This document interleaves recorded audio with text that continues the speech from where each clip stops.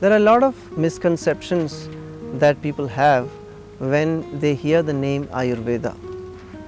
For example, one thing is, when we hear Ayurveda, we feel that it is the last option to go to. There is a general trend, there is a general belief among people that if I have a problem and I try everything else and nothing is working, and then I go to Ayurveda.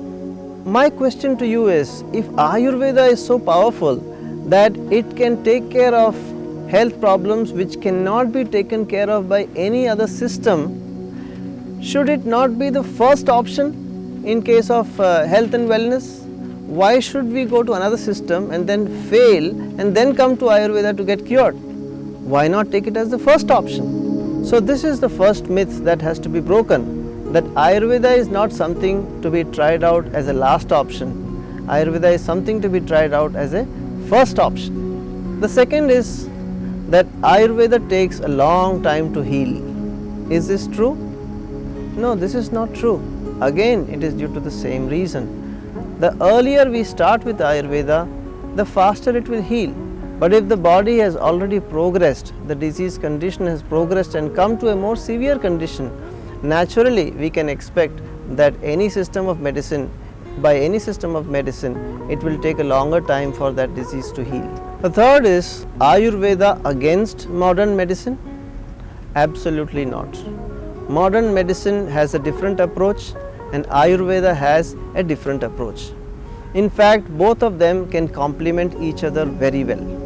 I have had many patients asking me, is it possible to simultaneously take Ayurvedic treatments while I am on allopathic treatments? And the answer is an absolute yes. There is no harm at all in supplementing your allopathic medicines with Ayurvedic medicines, because both of them act in different ways and they will enhance each other, help each other to bring you a more holistic feeling of health and well-being. The next is that, is Ayurveda practical? Do we put too many restrictions? This is what sometimes people think, that Ayurveda has too many restrictions and it is not possible for me to follow. Now, if we want a system which will not put any restriction upon us, or which will not tell us to avoid the thing that is actually causing our disease, that is not a very right thing. Naturally, there will be some things which causing these illnesses or will aggravate our health condition, and those things need to be restricted.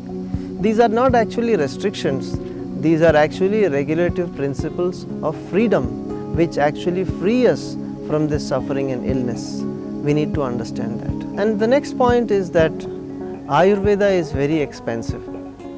Is it expensive? It becomes expensive only when we allow the disease to progress to a very advanced stage. And that is exactly what we are trying to do here, to reduce the expense of Ayurveda by bringing in the preventive aspect of healing. In fact, the preventive methods of Ayurveda are so simple, so inexpensive, so practical. And also, in addition to that, there is a whole array, a whole list of home remedies which are there in Ayurveda. In fact, the science of Ayurveda begins in our own kitchen. All the herbs like turmeric and ginger and cumin and mustard and all these different herbs which are present in our kitchen, if we learn how to use them effectively, we can actually prevent advanced diseases at a very early stage. So that becomes very, very inexpensive.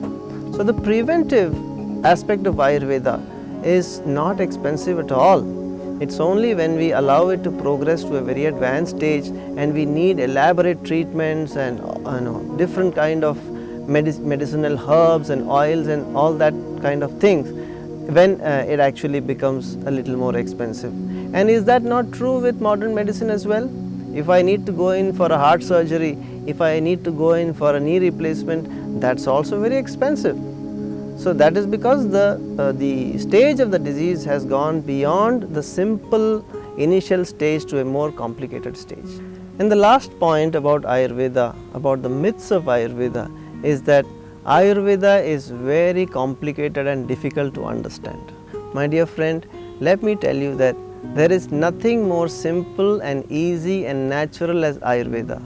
The fundamental concepts of Ayurveda, as you will learn as we go ahead in this course, you will be amazed to find that these principles are so simple to understand. And it's not about the Sanskrit words or the Sanskrit jargons. It's all about understanding the simple concepts like what is hot, what is cold, what is wet, what is dry, what is heavy, what is light. Understanding these simple things and being able to make our choices to balance those things in our life. That is the simplest way by which we can ever think of achieving complete optimal health and wellness in our life. So Ayurveda is absolutely not complicated. It is very simple, very easy to understand. It is the health science meant for the common man. There is a lot of preventive solutions, there are a lot of home remedies, it is very inexpensive, and if we learn this whole science which we are going to teach you in the course as we go ahead, you will find that this method of this way of life, this way of eating, this way of living has actually created a health revolution and can bring about the best possible option of sustainable health in our life and everybody else.